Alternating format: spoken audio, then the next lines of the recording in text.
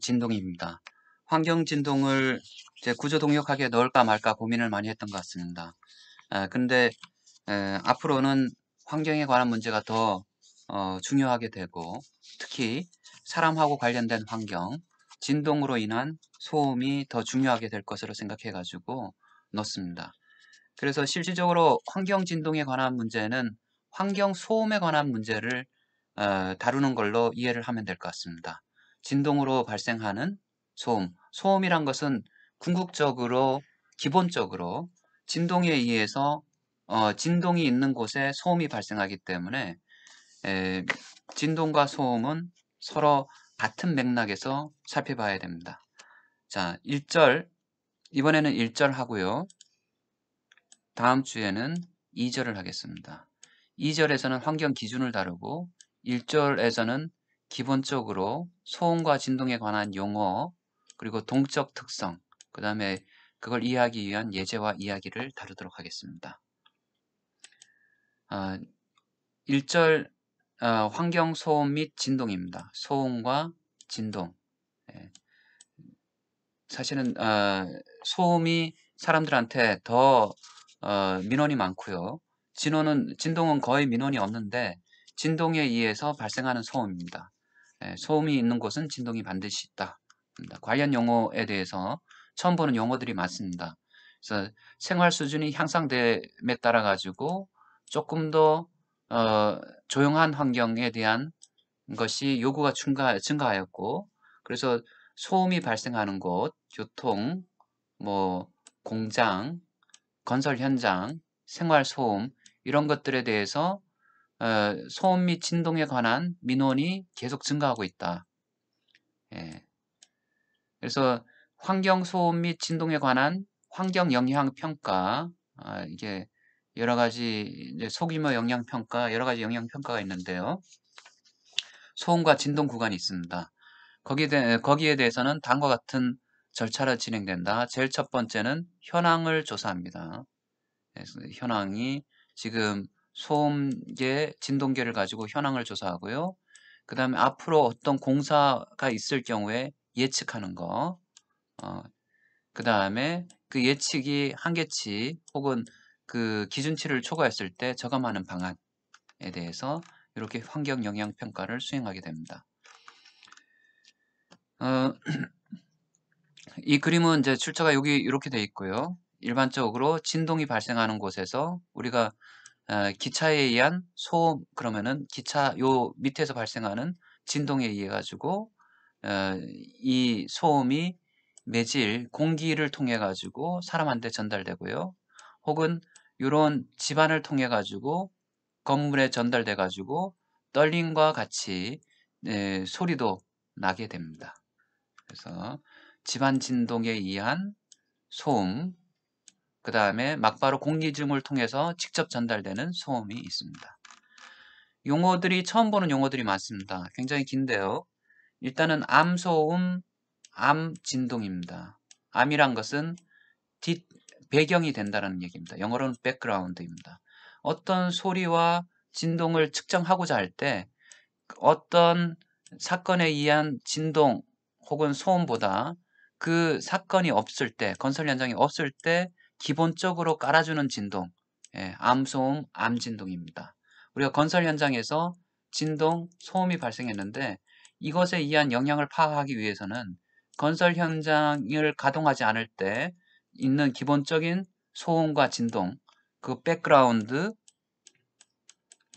노이즈와 백그라운드 바이브레이션을 하고 난 다음에 이것에 의한 소음과 진동을 계측해 가지고 요것이 그 값 차이를 빼 가지고 이것에 의한 영향이 얼마나 큰지를 알 수가 있습니다. 예. 그다음 음압이란 게 있습니다. 음압. 이게 발산이 이제 진동이 되면요. 이게 프레셔가 나옵니다. 음압. 근데 음압의 단위는 프레셔 P로 쓰고 단위는 뉴튼 메타자승 해서 파스칼이라고 합니다. 1m당 작용하는 하중. 그래서 음압은 일반적으로 실효값, RMS 값이라고 하는데요.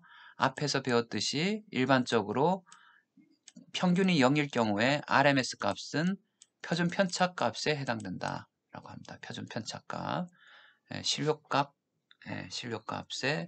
신료값으로 나타난다. RMS 값, 루트 민 스퀘어, 루트 민 스퀘어입니다.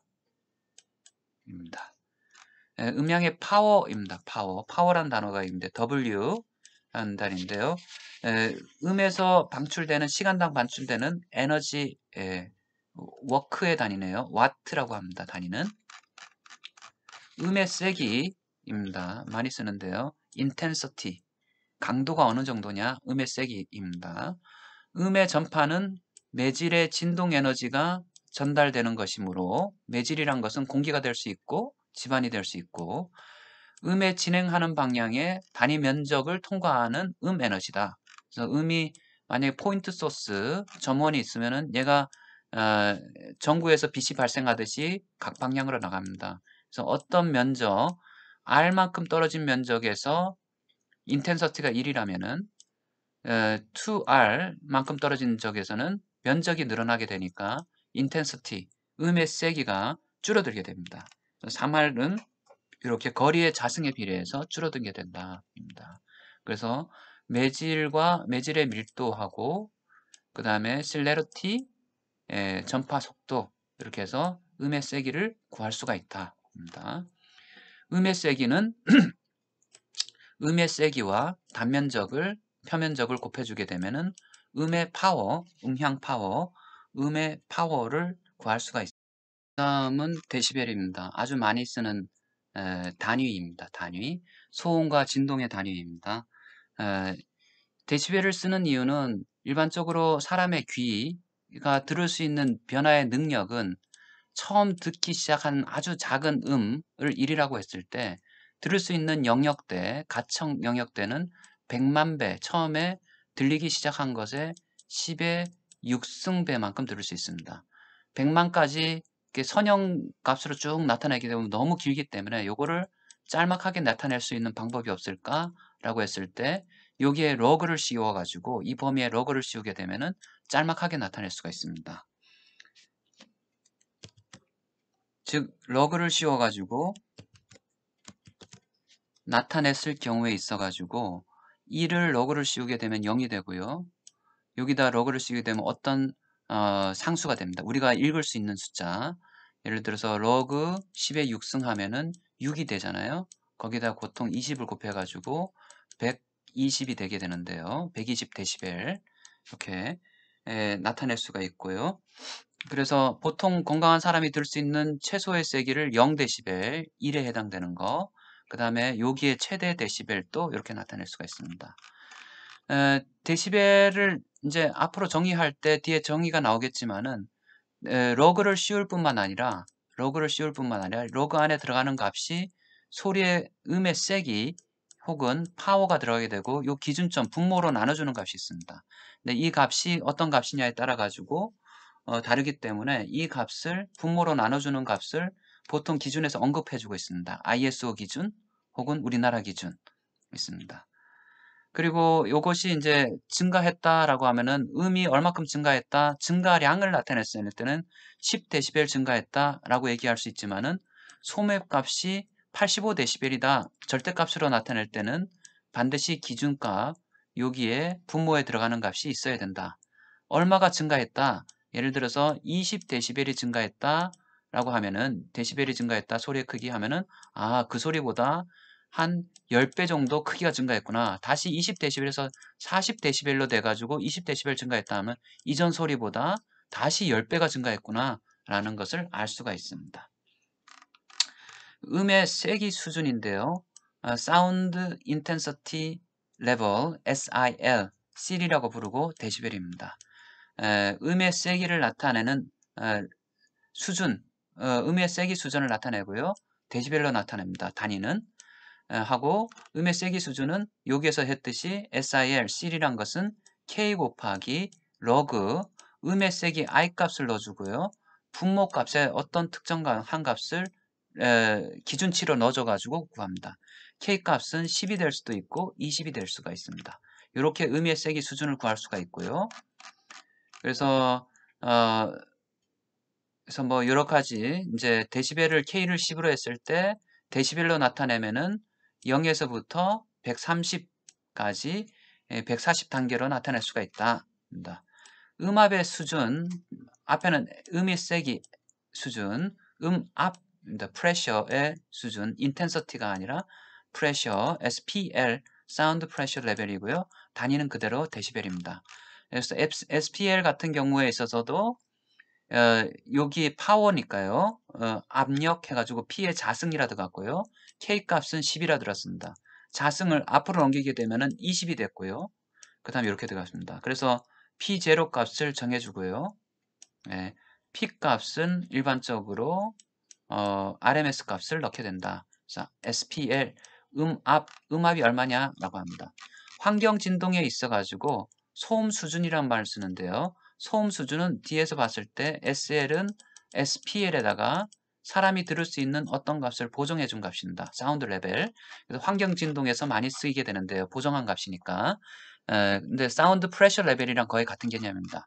그래서 사람이 들을 수 있는 가장 작은 소리 0데시벨이라고 그랬고요. 아주 약하게 들리는 소리 10데시벨. 그 다음에 일반적으로 60데시벨 정도면은 차량하고 일상 대화할 때 60데시벨 정도고 지하철 안에 지하철이 막 움직일 때는 80데시벨. 그 다음에 항공기는 100데시벨. 전투기가 가면은 더 시끄러워져서 130데시벨 막 올라갑니다. 사무실 같은 경우에 있어서 대충 50데시벨 정도다입니다. 환경 진동은 교실 같은 경우는 50, 55, 58, 그 다음 일반 주거지는 65데시벨 정도입니다.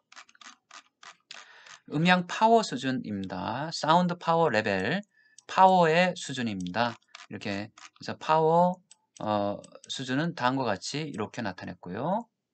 그 다음 음의 크기입니다. 음의 크기는 폰이라고 나타내고 보통 음의 크기를 나타내는 양으로 주파수별로 사람이 느끼는 바가 다르기 때문에 그래서 일반적으로 1000Hz 소리 1000Hz 그러니까 소리는 여러 가지 주파수가 있잖아요. 그 중에서 1000Hz를 기준음으로 삼아 가지고 그 음의 크기를 이제 보통 폰이라고 부르게 되는데요. 폰이라고 부르는데 폰은 1000Hz일 때의 크기가 음의 세기 수준으로 이때 1000Hz일 때 일반적으로 순수한 경우는 우리가 음압 수준, 사운드 프레셔 레벨하고 동일하다. 그래서 폰이란 단위도 쓰고요. 1000Hz일 때는 데시벨과 동일하다. 이것을 참조 등청감 곡선이라고 해가지고요. 한번 보면은 이렇게 뒤에 그림이 나와 있습니다. 그 등청감 곡선인데요. 그러니까 요 정도 수준은 자기가 이제 100Hz일 때는 요 정도 크기를 1000Hz일 때는 요 정도 크기를 사람들이 이게 비슷한 크기 같아. 소리의 크기란 것은 이렇게 와서 요걸 크기를 나타내잖아요. 진폭. 그래서 해준다. 그래서 소리 1000Hz에 해당되는 값들을 일반적으로 이제 폰이라고 부르고요. 폰. 여기에 해당되는 폰 값이 1000Hz일 경우는 데시벨하고 사운드 프레셔 레벨, 음압 수준과 같더라입니다. 그래서 이렇게 청감 곡선이라고 부르는데요. 같은 레벨로 느껴지는 모든 헤르츠에서 하고 1000Hz를 기준으로 해가지고 폰과 데시벨 있다라고 합니다. 음의 크기입니다. 음의 수준이 아니라 크기, loudness, S라고 나타내고요. sound이라고 부릅니다.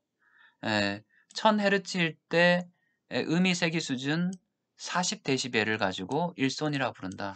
단위 환산을 S와 L 앞에 음의 크기하고 이렇게 서로 간에 40데시벨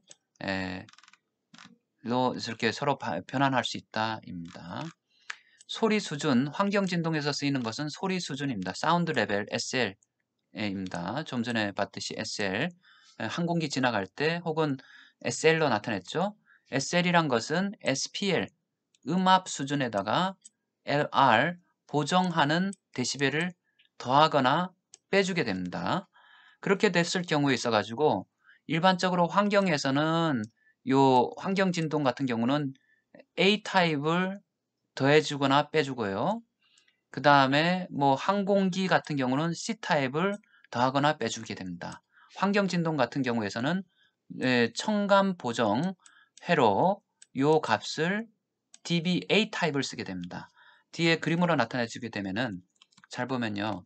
이게 dBA 하고 요게 dBA 값이고요. dBBC, D 있게 되는데요. 요 값이 마이너스 값인 경우도 있고 플러스인 값인 경우도 있죠. 이게 LR입니다. LR. LR 값을 SPL에다가 더해주게 되면은 뭐가 된다고요? SL. 일반적으로 환경 진동에서 환경 소음에서 쓰게 되는 그 값이 되게 됩니다. 그래서 등가 소음도란 것은 이제 우리가 소음이 여러 군데서 올 수 있잖아요. 아니구나. 이거는 등가 소음이란 것은 이퀴벌런트 그건데요.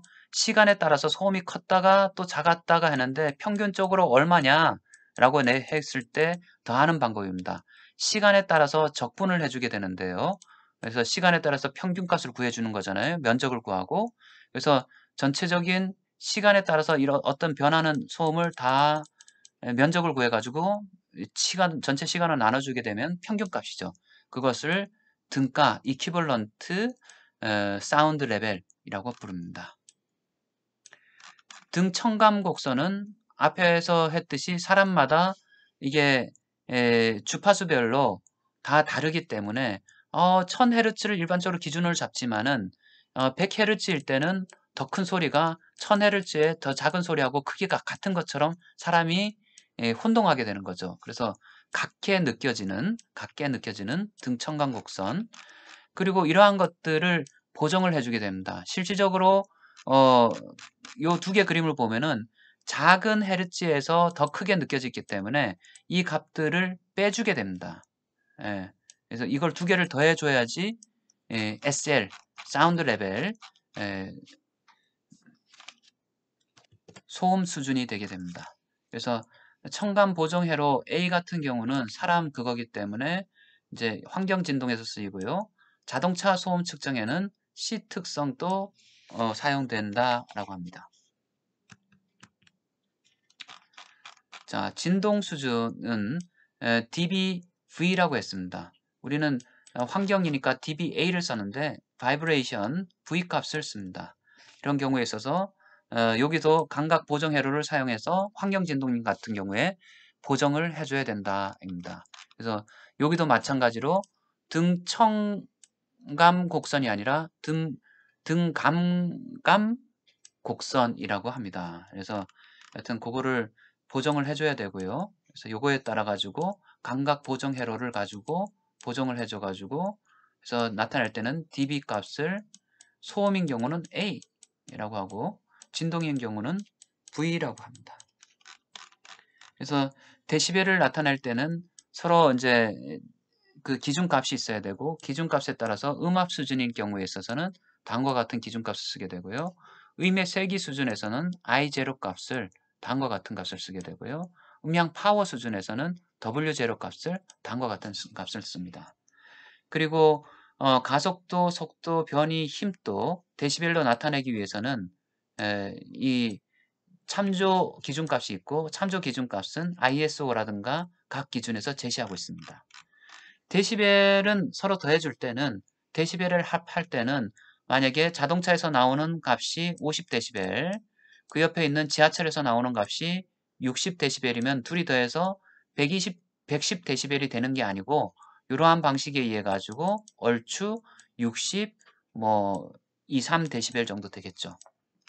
빼기 값도 구하는 연산하는 방법이 있고요. 왜 이 연산하는 방법이 덧셈 뺄셈이 그대로 안 되느냐 하면 데시벨 값 자체가 로그 스케일 대수이기 때문에 대수로 바꿔줘 가지고 덧셈과 뺄셈 그 다음 평균을 구해야만 합니다. 이 공식을 사용하면 됩니다. 자, 그 다음에 이제 좀 알기 쉽게 여기 앞에 거는 진동 수준이고 소음 수준입니다. 어찌되었든 간에 수준을 데시벨로 나타내고자 할 때는 20 로그 음의 색이 블라블라 하기 때문에 20dB씩 증가할 때 요 실제적인 값들은 10배씩 증가하게 된다입니다. 10배씩. 소음도 마찬가지고 진동도 마찬가지입니다. 다만 소음의 속도 같은 경우에 있어서 다음과 같은 참조값, 기준값, 그 다음에 소음 같은 경우에는 다음과 같은 기준값을 사용했습니다. 그 다음에 환경 진동에서 또 중요한 것 중에 하나가 음의 반사율, 이게 음이 들어가 가지고 만약에 방음벽 같은 경우에 있어 부딪혀 가지고 돌아오는 거 반사율 다음과 같이 있고요. 흡음률 혹은 흡수율, 그러니까 집 안에서 지붕 천정의 흡수율, 흡음률 혹은 벽체의 흡음률 몇 %인지 계산할 수가 있습니다. 알파 A. 그 다음 투과율이라는 것이 있습니다. 소리가 와가지고 투과해가지고 나가는 거. 투과율. 이게 얼마가 들어오는 값분의 나가는 값 intensity 세기를 비율로 나타내주면은 투과율이라 부릅니다. 그래서 TL 투과 손실이라고 부르고요. transmittance loss라고 부릅니다. 그래서 투과율을 구하고 난 다음에 이렇게 하면은 몇 데시벨 여기에 투과하면서 손실이 발생했는지, 이 방음벽 하면 소리가 줄어들어야 되잖아요. 예. 대부분 소리들은 이렇게 틈을 타고 흘러가기 때문에 틈을 잘 메우면은 투과율이 줄어들 수가 있습니다.